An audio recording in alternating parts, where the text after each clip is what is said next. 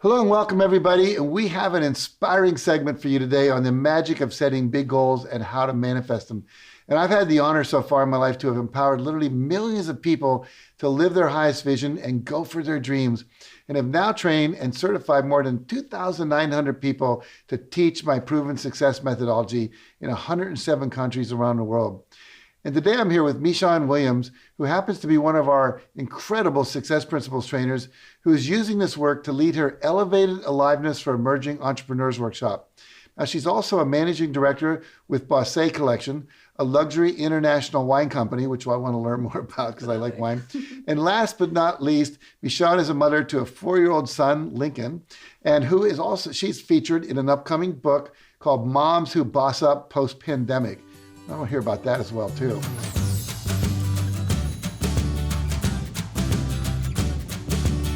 So first of all, welcome to the show, MiShawn. Thank you so much, Jack. I'm so excited to be here. It's such a pleasure. Thank you. Well, it's great to have you here. I want to just, before we get into why we're really here, talk about this book you're part of. It's a title. It was almost a tongue twister for me. What does it mean, really? Gosh, it's so exciting. So I'm a part of a book with 16 other women, moms, of course, and it's all about women who have taken, their side hustle and transformed it into maybe their main hustle. Maybe they've, how do they multitask to really create the life that they want to live, and really bossing up. So taking ownership of your life and what you want to create, contributing to the world in the way that you want to, in our stories, really, especially in the time of the pandemic and post-pandemic, right? How are you taking on your life now? How did you, work through the pandemic? How did you not let that stop you, right? How did you go beyond,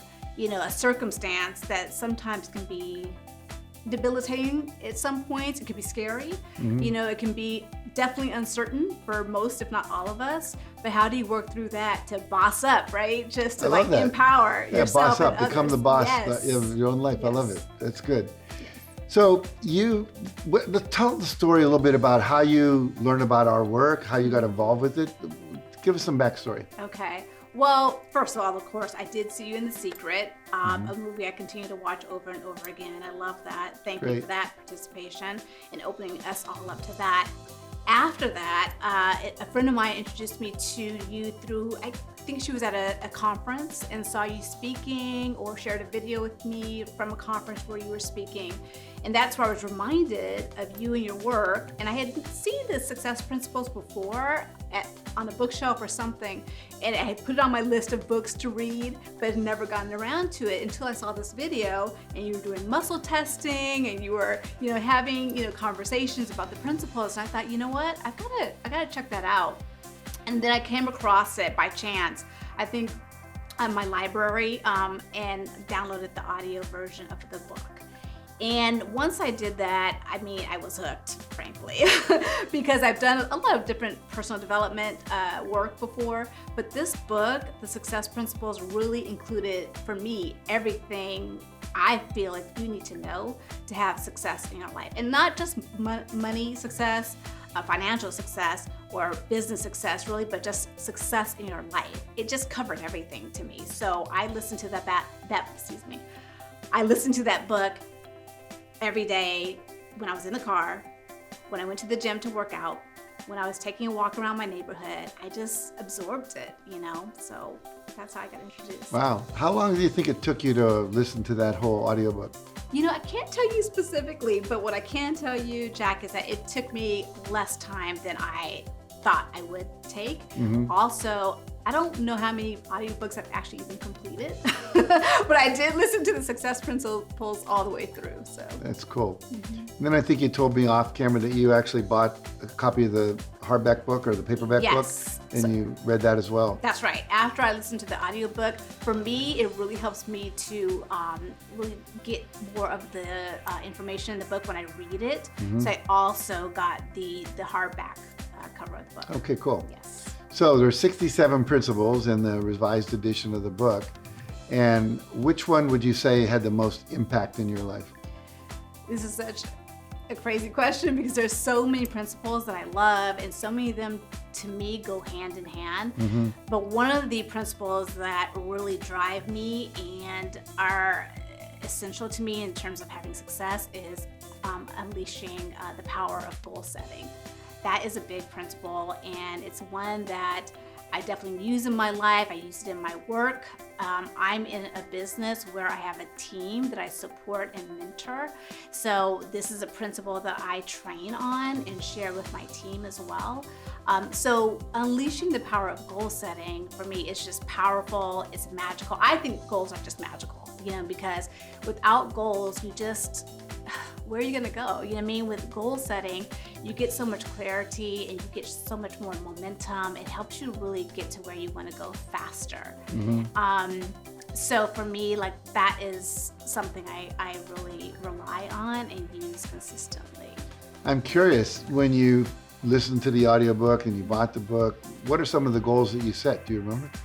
Well, one of the biggest goals, I'll share this because it's something that really shifted my life for me, and just the trajectory of my career was the goal of managing director in my company. So that was a promotion that I had wanted to receive. It was a promotion I was going for.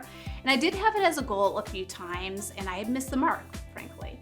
But last year I saw the possibility of reaching that goal again. And this is where I'm saying kind of some of the principles go together for me, because that goal of unleash the power of goal setting, along with believe it's possible, is really what had me get all the way to the finish line. So goal setting, there's all the components of it, right? There's the goal that you might think of in your mind and imagine. And then there's the piece about writing that goal down. That's necessary. So for me, I wrote the goal down, managing director, May 2020. I wrote that goal, I pasted it above my computer. I looked at it every day when I got up in the morning to make calls, to have conversations. And the funny thing was, because as I mentioned before, this was a goal I had had before, and I had missed it. So because of that, I was a little shy about the other piece of goal setting that makes it powerful, which is the sharing, right?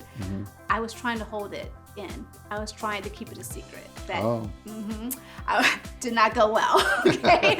And I learned fast, right? So I was trying to keep it a secret that I had this goal, because I was a little scared that if I shared this goal, and if I didn't make it again, third time, that would be really, ashamed and embarrassed, and what kind of leader would I be if I missed that mark again? But I had 1 week left to achieve this goal. And as I kept it inside, I realized how much it allowed me to kind of dodge it. It would allow me to kind of hide. It allowed me to just not push as hard as I could. And also I felt alone, frankly, by not sharing my goal. So one day I just decided I've got to, if I'm gonna make this happen the next few days, I've got to share this, And so I shared it with my family. I shared it with my team. I called just a few people up and I said, listen, this is what I'm up to. And out of that sharing, I had so much more support, and people who were saying, you got this, you're gonna do it, and they would call and check on me and how are you doing? And it gave me the momentum, it gave me the power, it gave me the heart to keep going, even when those moments where I was like, what's gonna happen here? I don't know if this is gonna happen. But then again, I bring myself back to believe it's possible. And I bring myself back to that sign above my desk. And I look at it and it said, Managing Director, May 2020. And it said things like, you deserve it, and you got this. And I would just keep going. And May 30th, 2020, I think it was somewhere around 9:48 p.m. I made that goal of promoting to Managing Director, which was really, really big for me, because I think I was only one of 5 people at the time who had reached that level, which was huge. So this is with basically a sales company. You're trying to achieve a rank by having done all of it, certain goals. Yes. And that's what you wanted to do, and you achieved it. Yeah, that's good right. for you.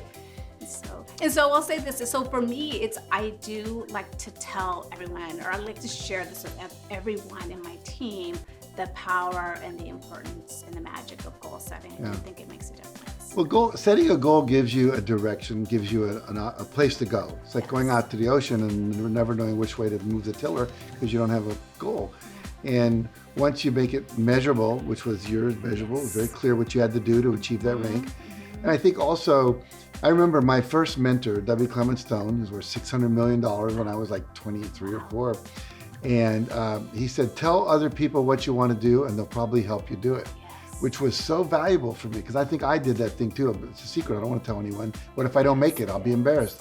And I've been teaching that. And then there's research now that literally when you tell other people, you're literally held more accountable by the people you tell. And that actually increases your achievement, I think, by as much as 17%, you know, statistically in these studies they've done. So good for you.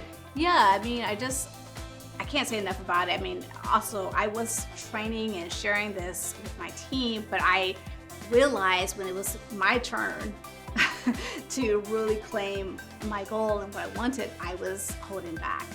And so one of the things that I do share with my team is, you know, you've got to declare, you know, you need to decide, declare, and share your goal, right? Deciding to me is that piece where it says, this is it. You know, there's no going back. This is, you know, where I want to go, right? And then the declare is you're putting it out there, you're declaring it to yourself, I will achieve this. And the sharing piece is what we're speaking about now as well. It's like you've got to share it with people in your life so that you hold yourself to account, they hold you to account. But when they hold you to account, it's also out of love and it's out of wanting to support you. So I don't want people to come away and think that it's because they're gonna, you know, you have to do this or there's some guilt trip that's gonna happen. Right. It's really because people care about you and they want to help. You know, they want to see you succeed. So. Right. Well, I really appreciate you coming here and sharing your story with that. I always like to ask everyone if there's anything else you want to say before we bring this to an end. Any final thoughts? I think just that I want to say this. I love that quote about shoot for the moon, and if you miss it, you'll land among the stars. I think it was Shel Silverstein. Backwards, you want to say it the other way. Oh. Shoot for the stars, and if you miss it, you'll at least get to the moon. That's not how it goes, Jack. What? It's not how it goes. It doesn't go That's not way. how you say it? No. No, it is. But the stars are farther away than the moon. But if you shoot, people say shoot for the moon, right? Like that's like huge. That's like big, that's out there. But if you miss the moon, you're going to land among the stars.